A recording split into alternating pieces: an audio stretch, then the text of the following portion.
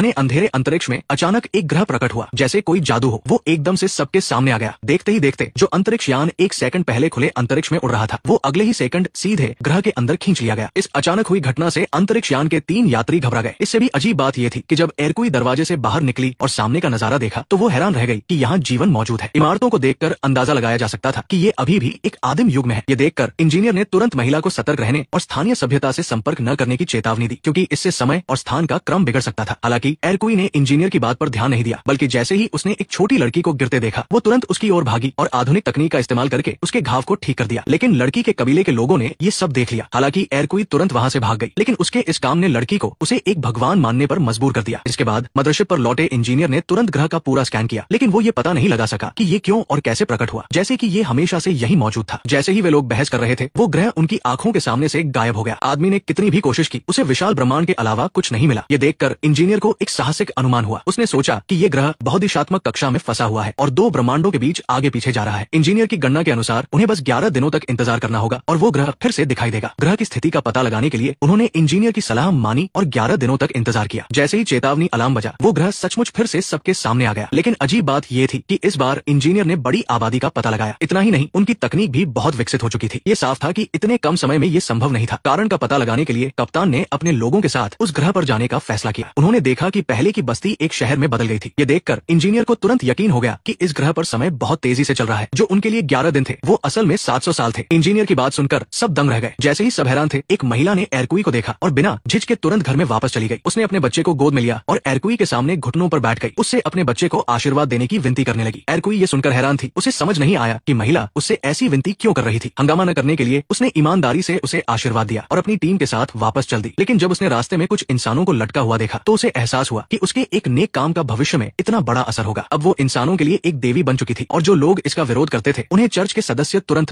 देते थे। एक सर्वोच्च अधिकारी होने के नाते एरकुई की मूर्ति को चर्च में पूजा जाता था। ये देखकर सब समझ गए कि कुछ गलत हुआ है और वे तुरंत जहाज पर वापस चले गए और इस बात की जानकारी टाइम स्पेस एडमिनिस्ट्रेशन को दी। जब निदेशक को पूरी कहानी पता चली तो उसने एरकुई को डांटा कि उसे दखल नहीं देना चाहिए था। इस तरह के काम से समय के क्रम में गड़बड़ी होती है और सबसे बड़ी बात यह थी कि एरकुई को एक देवी के रूप में पूजा जा रहा था। इससे न केवल ग्रह की दिशा पूरी तरह से बदल गई थी, बल्कि इस गति से वे 3 महीने से भी कम समय में एक टाइम मशीन बना लेंगे और खुद देवी को ढूंढने निकलेंगे। हालात को और खराब होने से रोकने के लिए कप्तान ने एरकुई को तुरंत ग्रह पर वापस ले जाने का फैसला किया, ताकि वे पोप को सब कुछ समझा सके। एरकुई को देखकर पोप डर गया और तुरंत घुटनों पर बैठ गया, ये सोचकर कि देवी सचमुच धरती पर उतर आई है। हालांकि एरकुई ने समझाया कि वो सिर्फ एक आम इंसान है। उसने पहले जो अच्छा काम किया था वो उच्च तकनीक की मदद से किया था और उसके पास कोई उपचार करने की अलौकिक शक्ति नहीं थी। ये कहते हुए उसने पोप के हाथ पर एक कट लगाया और तुरंत दिखाया कि उसकी उच्च तकनीक कैसे काम करती है। ये देखकर कि घाव सच में ठीक हो गया, एरकुई और कप्तान वहां से चले गए। ये चमत्कार देखकर पोप ने महिला की बात पर विश्वास किया और तुरंत पांडुलिपियों को बदलने की तैयारी करने लगा, ताकि लोगों को सच्चाई पता चल सके। लेकिन उसके एक अधीनस्थ को ये पसंद नहीं आया, क्योंकि बिना विश्वास के समाज में अराजकता फैल जाएगी। इसलिए उसने तुरंत पोप को